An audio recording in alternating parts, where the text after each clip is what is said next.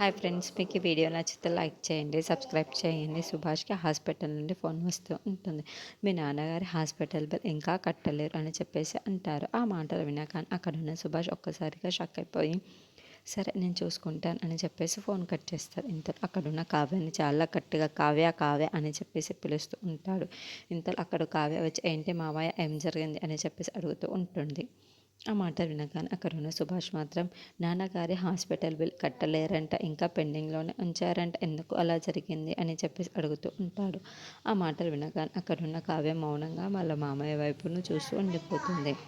ఇంతలో అక్కడున్న ధాన్యలక్ష్మి అయితే, అది ఎలా జరుగుతుంది, హాస్పిటల్ బిల్ కట్టకుండా ఎలా ఉండగలరు, హాస్పిటల్ బిల్ కడితేనే కదా మామయ్య వేగంగా కోలుకోగలరు, ఇందులో కూడా ఏమైనా పక్షపాతం చూపిస్తున్నావా కావ్య అని చెప్పేసి అడుగుతుంది. ఆ మాట వినగానే అక్కడ ఉన్న కావ్య అయితే ఒక్కసారిగా షాక్ అయిపోయి ధాన్యలక్ష్మి వైపుకు చూస్తూ ఉండిపోతుంది. ఇంతలో అక్కడున్న అపర్ణాదేవి మాత్రం, ఏంటి అపర్ణ, ఏంటి కావ్య, ఎందుకు ఇలా తయారవుతున్నావు, ఏం జరుగుతుందో మీ ఇద్దరికి ఇప్పటికైనా చెప్పండి అని చెప్పేసి అడుగుతూ ఉంటుంది.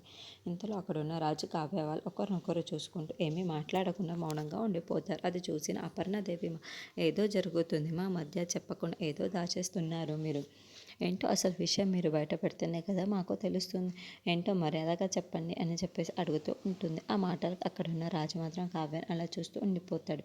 ఇప్పుడు కావ్య ఏం చేస్తుందో ఏమో అని చెప్పేసి అనుకుంటూ ఉంటాడు. ఇంత అక్కడున్న కావ్య మాత్రం ఏం చెప్పాలి వీళ్ళందరికీ అని చెప్పేసి ఆలోచిస్తూ ఉంటుంది.